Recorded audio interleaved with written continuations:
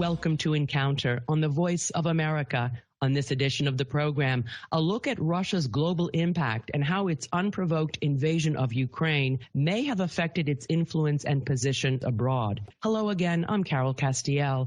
While delivering a speech during his visit to Europe, U.S. President Joe Biden went off script when he said, quote, "For God's sake, this man cannot remain in power," unquote.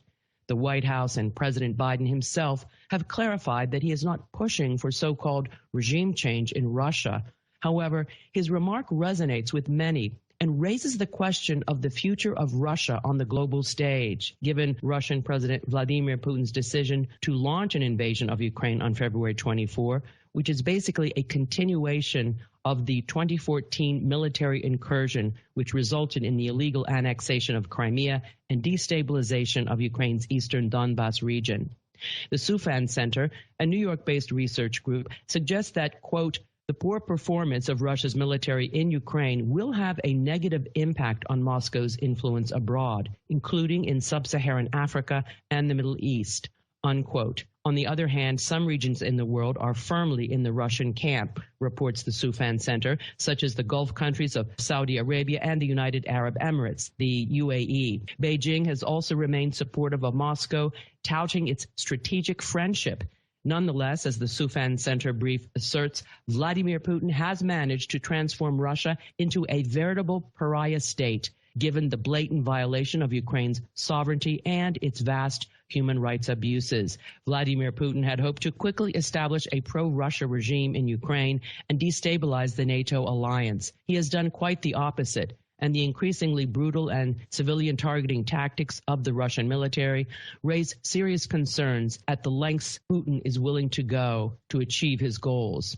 For more on the impact of Russia's invasion on its influence abroad, we turn to two distinguished experts. Jennifer Caffarella is Chief of Staff and inaugural National Security Fellow at the Institute for the Study of War here in Washington, and Colin Clark. He's Senior Research Fellow at the Sufan Center, where he is the Director of Research, focusing on domestic and transnational terrorism, international security, and geopolitics.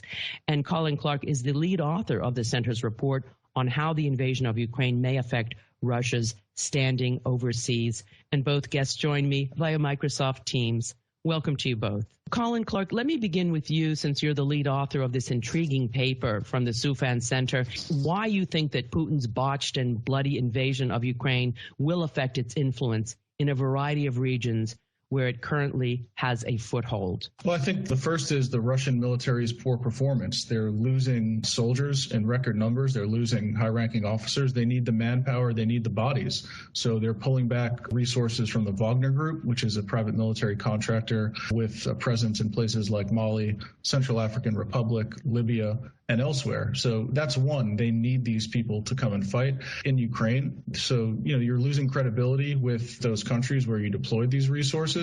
And furthermore, I just think the brand of the Russian military is probably at a record low. If you look at the way that the Russians have fought, their logistics have been, atrocious.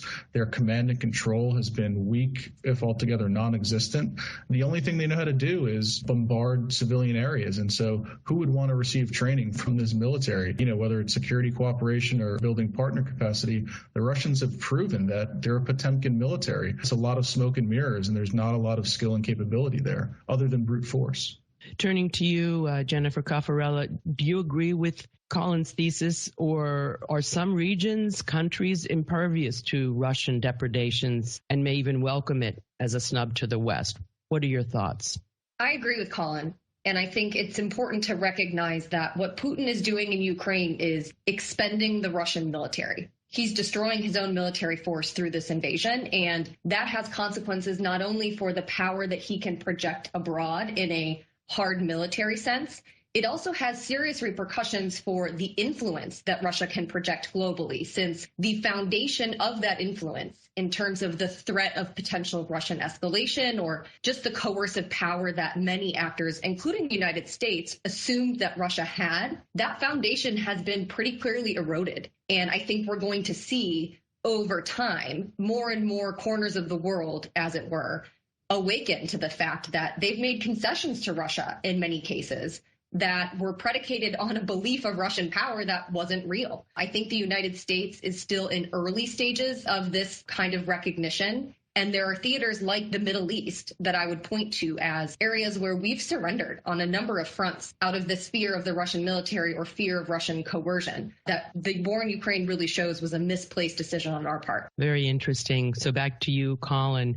You suggested that to respond to battlefield losses in Ukraine, that Russia has called back manpower from the Middle East and Africa, including mercenaries from the Wagner Group. Please expound on evidence you have of that and remind us again, what is the Wagner Group, its connection to the Kremlin, etc.? Sure. Well, we're actually seeing there's been a couple of reports in the open source that have talked about the Russians pulling back Wagner forces. This is, again, a private military contractor. I guess some have compared it to Blackwater in the past. It gives Russia an air of plausible deniability to operate in countries where there's conflict zones and complex battlefield dynamics. A lot of times these are individuals that are engaging in human rights abuses. And so whether that's in, Libya, Central African Republic, or elsewhere, this is conflict in 2022. Disinformation, drones, mercenaries. Mercenaries are a key part of this. And as we've seen, the Russian military itself is really just far below standard. I mean, I think it's actually the best information operation the Russians have ever launched, leading Western nations to think that they have a strong military when they clearly don't. I think we have to question a lot of our assumptions.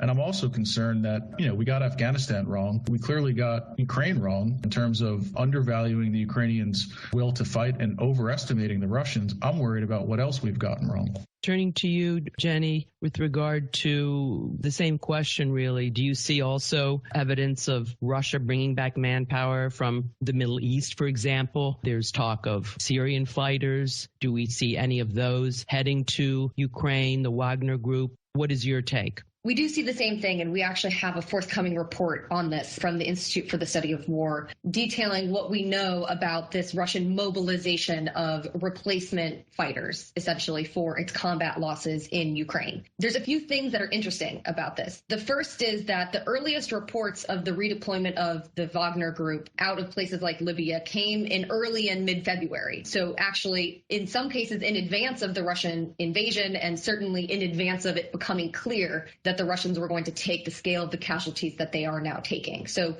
there does seem to have been a bit of a global recalibration underway in the context of the invasion, but that has now been repurposed and expanded now that the Russians are failing in Ukraine. The Russians first attempted to mobilize and redeploy elements in Syria that are pro-regime militias that have fought closely with Russian forces, or Syrian opposition forces that had actually signed surrender deals with Russia and essentially formed new units under de facto Russian command. But what's been interesting is the Russians are actually, it seems, struggling to generate quick replacements at scale from Syria. So we're seeing the Russians potentially change some of their posture on the ground in Syria. They're trying to recruit and to prioritize recruits who have combat experience with Russian-backed units. But that certainly is not happening super fast and at scale. And I think that raises further questions about Russian capability, about what the Russians actually can secure in places like Syria. And it leads to very large questions about Putin's decision-making, both in terms of if he understands the differences between a Syrian fighter and what they might be capable of versus the Ukrainian military. And that's been a consistent theme, with Putin underestimating essentially what the military task is that he's embarked upon in Ukraine. And I think that, again, speaks volumes to what we're going to see now in terms of the erosion of global Russian influence and global Russian power. We'll have more in just a moment, but first, you're listening to Encounter on the Voice of America. My guests are Jennifer Caffarella, Chief of Staff and National Security Fellow at the Institute for the Study of War, from whom you just heard, and Colin Clark. He's Senior Research Fellow and Director of Research at the Soufan Center based in New York. And we're discussing how Russia's invasion of Ukraine may affect its influence on the world stage, from Africa to the Middle East and beyond. This is a reminder that our Encounter podcast is available on our website at voanews.com/encounter. You may also follow us on Twitter or connect with us on Facebook at Carol Castiel VOA. Well, here's a shout out to a loyal Facebook fan, Wonk Dominguez from Havana, Cuba. If you want to hear your name on the air, please send an email to encounter@voanews.com or like us and leave a comment on our Facebook page and follow us on Twitter. Well, back to our program and back to you, Colin Clark, to talk more about Russia's influence, to what extent it's waning overseas. So I want to ask you particularly about sub-Saharan Africa. Tell us what impact you think that this invasion of Ukraine will have, especially in Mali, Burkina Faso, and the Central African Republic. And I'm particularly interested in Mali, which in late January welcomed the drawdown of France's troops and opened its arms to the Russian Wagner group. Do you think they're recalculating? What are your thoughts? Yeah, I think there's a couple of interesting dynamics at play. One, I reassert my thesis from the intel brief, which is as countries look around and watch how the Russians are fighting, I mean, they're leaving their dead soldiers on the battlefield. The morale is at a complete nadir. Who wants to be like that? You know, the culture of the Russian military just seems rotten to its core. And so I think there's going to be far less interest in bringing the Russians in to do anything, really, training, stabilization operations. The other part is, as the Russians pull out Wagner troops and are seen as unreliable, they're also leaving giant power vacuums on the ground in countries like Mali, which are going to be filled, in some cases, by violent non-state actors. And so as much as the Malians have grumbled about the French presence, I would much rather have French counterterrorism forces there than unreliable Russian private military contractors. And I think that's even more stark after watching the way the Russians have fought, have pushed conscripts into battle. It was really interesting to me to see about day 3 of the conflict talk of bringing in Syrian mercenaries, because it made me think, wow, after 3 days, the Russians already need cannon fodder and reinforcements from the Middle East. What a third-rate military. And I wrote a piece in Defense One making the same argument, which is when we talk about great power competition, I just don't think Russia belongs in the conversation anymore. We're heading into a bipolar world, and I think the conflict in Ukraine has accelerated that and made it clear that this is a contest between the United States and China, and Russia's really going to be a subordinate power on the autocratic axis. Turning to you, Jenny Caffarella, since you have your finger on the pulse, particularly on the Middle East, how do you see the impact of this invasion of Ukraine affecting Russia's influence in the Middle East? In his report for the Soufan Center, Colin suggested that by drawing down in Syria, Moscow may be ceding ground and influence to Iran, just as Syrian President Bashar al-Assad is looking to be accepted by countries in the region. As you know, he was recently received in the UAE.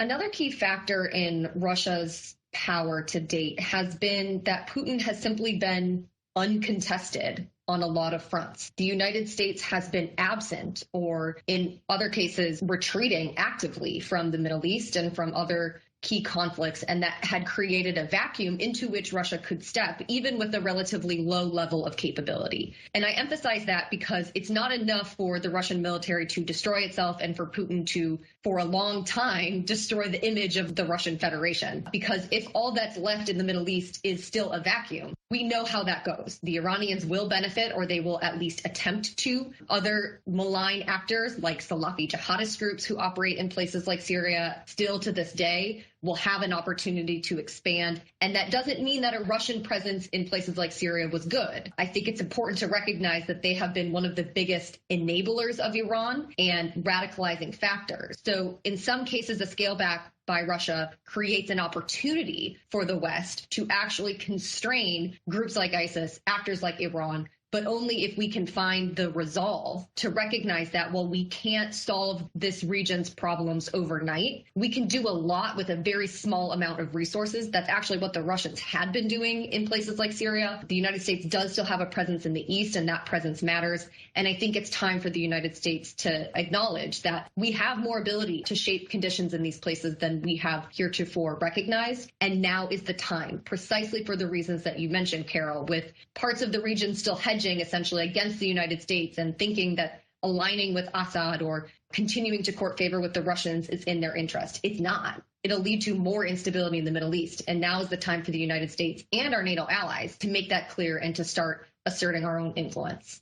Turning back to you, Colin Clark, let's take a look at China and talk about your thesis with respect to the paper you just wrote with regard to the Russia-China alliance. How does the Russian invasion of Ukraine affect Beijing and Moscow's alliance and the impact on the global geopolitical landscape? I think you suggested that Russia will be some sort of a junior partner. Please expand. Sure. Yeah, I think Russia is going to be a junior partner because, look, Russia's image in the world has been sullied, I think, beyond repair. If you just look at the handful of countries that support Russia at the UN, I mean, it's Syria, it's Belarus, North Korea, it's a who's who of rogue states. And Russia is now chief among the rogue states for what it's done in Ukraine. And so any kind of leadership role is out of the question. I mean, obviously the Russians still sit in the United Nations Security Council, but for all intents and purposes, Russia has exposed itself as a gas station with nukes and little more than that. It's become a pariah. It's sanctioned more than even North Korea is, which tells you quite a bit. And I think we'll have to wait to see what happens. But my sense is that the damage that's happening right now and will continue to happen to the Russian economy is really going to push it into that kind of junior status role where it becomes over-reliant on Beijing to meet much of its needs. And that kind of junior status role is, I think, something that Putin will bristle at, but really he'll have no options because, of the self-inflicted wounds that Russia has sustained because of this ill-fated, ill-conceived invasion that the Russians were totally unprepared to embark upon. And they're getting hit with the full force of the international community. I've never seen NATO so united. I have my doubts about whether this unity is sustainable. I think we're already kind of seeing some cracks around energy, particularly with the Germans. But if you look at the support that's been provided by NATO, it's far more than I thought would happen. And even Lavrov himself has said that the Russians were caught off guard with the strength of the sanctions and how comprehensive they were. So I think Russia's in serious trouble here. So turning to you, Jenny, and I'm going to quote Colin in the Souffin Center report with respect to China. He says, quote, one of the unintended consequences of Putin's ill-fated invasion could be to accelerate China's rise while crystallizing a more subservient role for Russia in the country's partnership going forward, with Moscow increasingly dependent on Chinese assistance to provide an economic and diplomatic lifeline. Close quote. What are your thoughts with regard to that argument? It's certainly possible. I do think, though, that we have to be careful to acknowledge that we still don't yet know how this ends in Ukraine. It looks very bleak for the Russians and therefore correspondingly good for the Ukrainians. But this is still relatively early stages, we think, in what is likely to be a long war, given the signals that Putin is sending about his lack of interest in a serious resolution to the war and his apparent commitment to continue, come hell or high water. And he's facing both in Ukraine. And so there are still ways that this could escalate in a way that's not linear. He has made these threats of the potential use of chemical weapons. There's been threats of potential use of tactical nuclear weapons. We don't have immediate reason to think that any of that is likely, but it certainly is within the realm of the possible. And I think the note that Colin made about how sustainable the NATO unity is an important one, because one of the options that Putin has in front of him is to try to dig in, prepare for a very long war that perhaps doesn't conquer Ukraine, but certainly destroys Ukraine and prevents Ukraine from reemerging from this conflict and rebuilding. And in the process, Putin may hope to sap NATO's will over time and erode the unity that NATO has been able thus far to bring to bear. I'm not necessarily saying that he's likely to succeed in that. We could still see Ukrainian counteroffensives that begin to take larger swaths of terrain back from the Russians. And I share the view of some of my colleagues who have begun to argue that with the right Western support, Ukraine could win this thing. But emphasis on could. This is a war. A lot remains uncertain. And I do think it's important to keep our aperture wide for the different kinds of paths that this conflict and therefore global geopolitics could take moving forward. Very interesting analysis, Jenny. Back to you, Colin Clark.